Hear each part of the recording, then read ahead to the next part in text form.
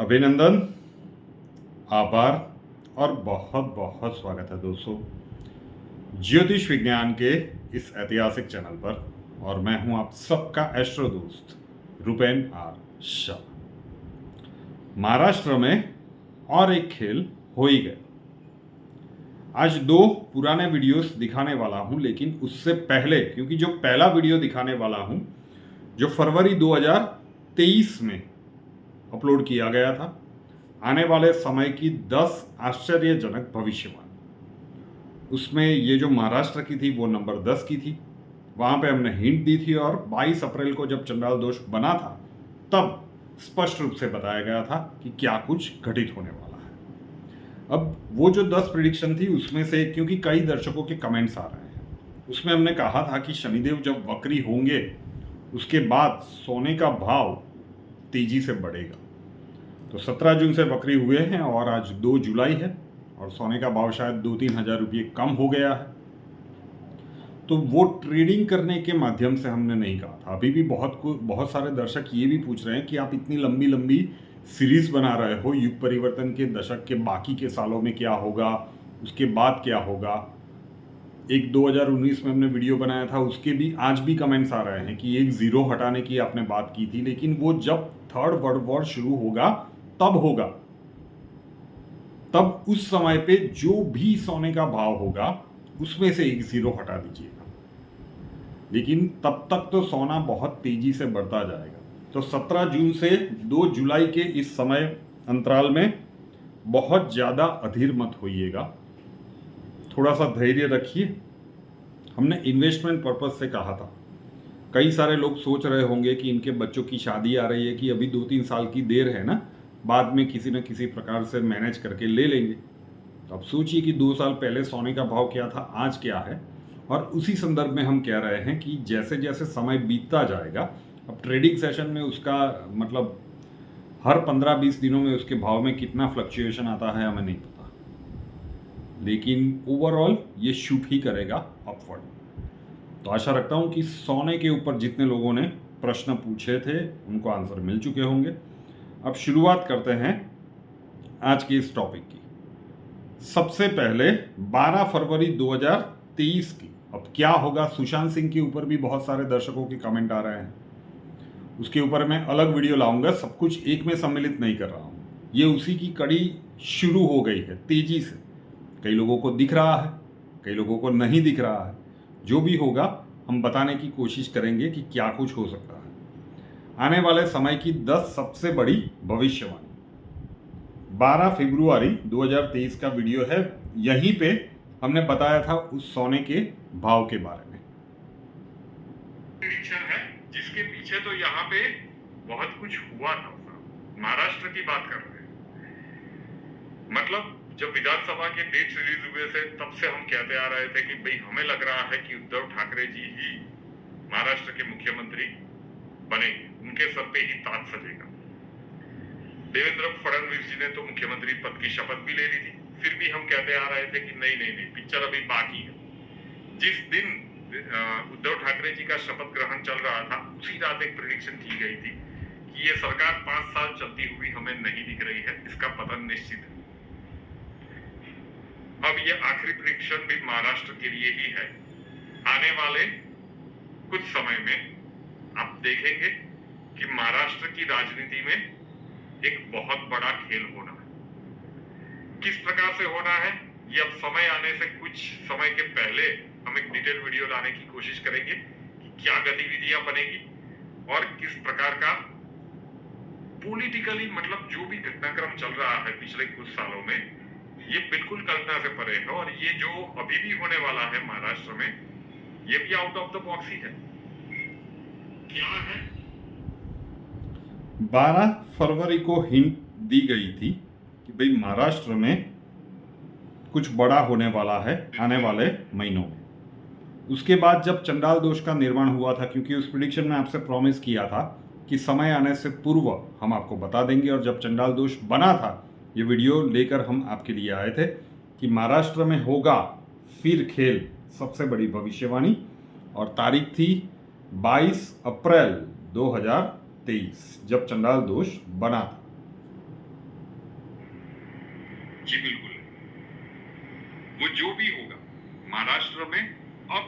आने वाले समय में जो राजनीतिक खेल होने वाला है, शब्दों को ध्यान से सुनिएगा, ये एक लंबा प्रोसेस है, लेकिन एक और राजनीतिक दल का अधः पतन आप देखोगे। एक ऐसा नेता जिसे भारतीय राजनीति में चाणक्य कहा जाता था किसी समय में, उस नेता के बारे में यह कहा जाता था कि हारने वाली बाजी वो खेलता ही नहीं। एक ऐसा नेता महाराष्ट्र की राजनीति का जिसके लिए कहा जाता था कि वो किंग बनना नहीं चाहता, वो किंग मेकर बनना चाहता है। सरकार किसी भी की हो, किसी भी पार्टी की हो, लेकिन उस सरकार को उस नेता की बात माननी पड़ती थी। ये उस नेता का दबदबा था। महाराष्ट्र की राजनीति में आज भी वो कद बहुत बड़ा है, लेकिन अब समय कुछ करवट ले रहा है।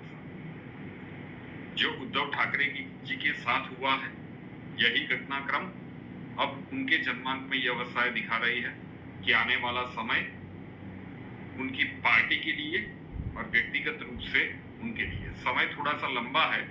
इसकी शुरुआत आप आने वाले 6 महीनों में देख लेंगे। कौन जाएगा, कौन मुख्यमंत्री बनेगा, ये एक अलग विषय है। हम यहाँ पे लॉन्ग टर्म कह रहे हैं कि जिस नेता की इतना बड़ा रुतबा था भारतीय राजनीति में, वहां पे कुछ बड़े धमाके होने के लिए जा रहे हैं। बिल्कुल कल्पना से परे बात लग सकती है। आशा रखता हूं कि आप समझ गए होंगे कि हम किन की बात कर रहे हैं। हम बात कर रहे हैं महाराष्ट्र के कद्दावर नेता शरद पवार जी की। हम बात कर रहे हैं एनसीपी की। आने वाले समय में एनसीपी के लिए हमें समय ठीक नहीं दिख रहा है। समय थोड़ा सा लंबा होगा। ये जो कुछ भी होगा कुछ महीनों में हो जाए नहीं पता, लेकिन इसके जो दूरगामी परिणाम है ये एनसीपी के लिए ठीक नहीं दिख रहे हैं, शरद पवार जी के लिए ठीक नहीं दिख रहे हैं। वीडियो खत्म होने के बाद नीचे बहुत सारे क्वेश्चन आने वाले हैं। इसका पूरा वीडियो आप फिर जाके देख लीजिएगा। तो वही खेल आज हुआ।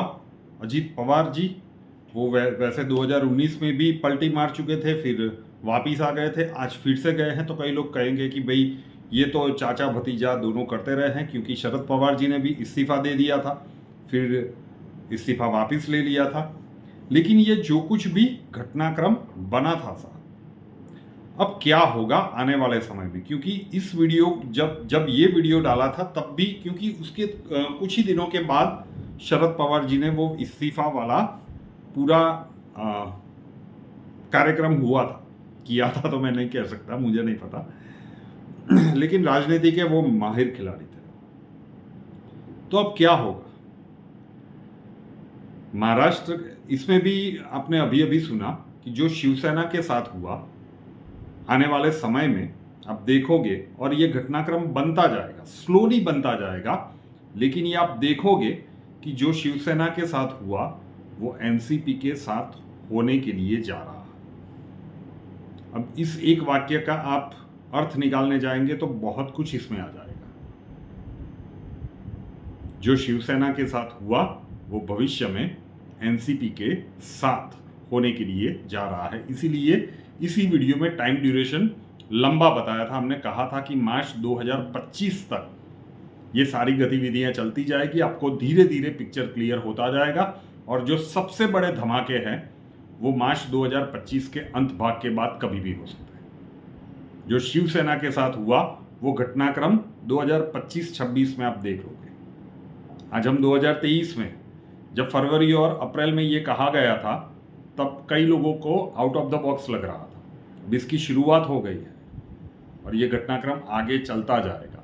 जिस प्रकार से शिवसेना टूटी, जिस प्रकार से उद्धव ठाकरे जी के हाथ में आज कुछ भी नहीं रहा, ये कहे तो अतिशयोक्ति नहीं होगी ना। अब वही चीज़ आने वाले समय में एनसीपी और शरद पवार जी के साथ होने के लिए जा रही है। वैसे वो सुप्रिया सुले जी को राजनीतिक वारिस बनाना चाहते थी, लेकिन अजीत पवार जी अलग खेल कर गए।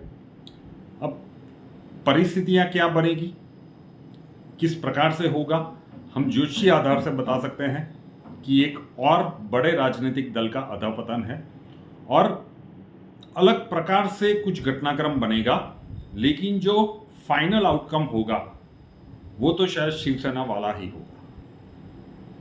तो अभी क्लियर हो चुका होगा आज के इस वीडियो में कि हम 22 अप्रैल को भी क्या कहने की कोशिश कर रहे थे। चलिए मान लेते हैं कि फरवरी वाली प्रिडिक्शन में तो कई लोग वो सोच रहे थे कि यार क्या बोल रहे हो आप, जो बोलते हो महाराष्ट्र में तो होता ही है, मतलब एकनाथ शिंदे जी जाने वाले हैं। हमने कब कहा था भाई कि एकनाथ शिंदे जी जाने वाले हैं? हमने उस वीडियो में भी कहा था कि वेट कीजिए, हम समय आने पे कहेंगे। अब 22 अप्रैल के वीडियो में हमने स्पष्ट कहा था कि हम बात कर रहे हैं एनसीपी और शरद पवार की।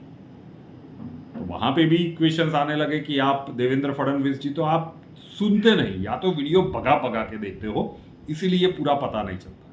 पूरा वीडियो देखेंगे तो एक भी क्वेश्चंस पूछने की आवश्यकता नहीं रहेगी। और जो लोग भी सुशांत सिंह के लिए, अब ये न्याय शुरू ही हुआ है, कायदे से न्याय नहीं हो रहा है, कानून से न्याय नहीं हो रहा है, लेकिन आप देखिए कि न्याय की प्रक्रिया शुरू तो हो गई है और काफी समय से शुरू हो गई है साहब। एकनाथ शिंदे जी जब मुख्यमंत्री बने तब उस न्याय का पहला तमाचा हम कह सकते हैं कि जिनके भी कथित रूप से नाम आ रहे थे उनको पड़ा था। और ये न्याय पूरा जाएगा, हम आज के वीडियो में सम्मिलित नहीं कर रहे हैं, यकीन मानिए ये पूरा जाएगा। ये पहले साफ सफाई अभियान होगा और उसके बाद न्याय होगा। साफ सफाई अभियान का समय चल रहा है और ये देखने को भी मिलेगा। एक समय ऐसा आएगा, लेकिन उससे पहले किसी की सीधी सी बात है कि कोई प्रूफ वगैरह है नहीं, अब किस प्रकार से आएगा, लेकिन ये होगा जरूर। उसके भी बहुत सारे कमेंट्स आ रहे हैं, मैं अलग वीडियो लाने की कोशिश करूंगा। यहाँ पे शरद पवार जी के लिए टफ टाइम शुरू हो गया है, कोई दो राय नहीं। अब किस प्रकार से वो अपना अगला मूव करते हैं, किस प्रकार से अलग शतरंज की चाल बिछाते हैं, लेकिन हमें लगता है कि ये शिवसेना की राह पर ही चल रहे हैं। और आगे चल के आपको, इसीलिए उस वीडियो में भी हमने कहा था कि मार्च 2025 जब तक शनिदेव कुंभ राशि में है ये पूरा पिक्चर सेट हो जाएगा। अब 2025 के शुरुआती 3 महीनों में धमाके हो जाए या फिर उसके बाद हो, शनिदेव जब मीन राशि में जाएंगे तब पूरी तरह से ये पार्टी बिखर चुकी होगी। लेकिन उससे पहले बहुत सारे बदलाव आप एनसीपी में देखने वाले हैं। जो शरद पवार जी के, उनका जो कद है, उनको बहुत बड़ा धक्का आज पहुंचा है। अभी आने वाले समय में देखेंगे कि घटनाक्रम जो कुछ भी अभी हमने कहा, अब कई लोग थोड़ा सा विश्वास करेंगे कि हाँ जो कह रहे हो वो हो रहा है। तो ये समय ही बताएगा ना, समय के ऊपर छोड़ देते हैं कि इसमें से कही गई कितनी बातें कब और किस तरह से सच होती है। वीडियोस पसंद आते हो तो वीडियोस को लाइक कर दीजिए, आपके जितने भी अपने हैं उनको शेयर जरूर से कीजिएगा। रूपेनाथ शाह नाम के इस यूट्यूब चैनल को अभी तक सब्सक्राइब नहीं किया है तो कर लीजिए, साथ वाला बेल आइकन दबा दीजिए और उसके बाद 3 ऑप्शंस आएंगे, ऑल के ऊपर क्लिक कर दीजिए ताकि हर नए वीडियो की नोटिफिकेशन आपको सबसे पहले मिलती रहे।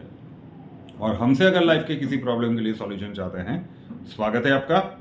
व्हाट्सअप नंबर थंबनेल में दिया हुआ है, कॉल मत कीजिएगा, कॉल्स हम नहीं ले पाएंगे। अपना नाम, बर्थ डिटेल्स और प्रॉब्लम्स डिटेल्स के साथ व्हाट्सअप नंबर 9714443110 9714443110 उसके ऊपर लिख दीजिए अक्षय जी, आपको वहां पे मिलेंगे, प्रोसीजर वहां पे समझा दिया जाएगा। नए वीडियो के साथ फिर मिलेंगे। जय हिंद।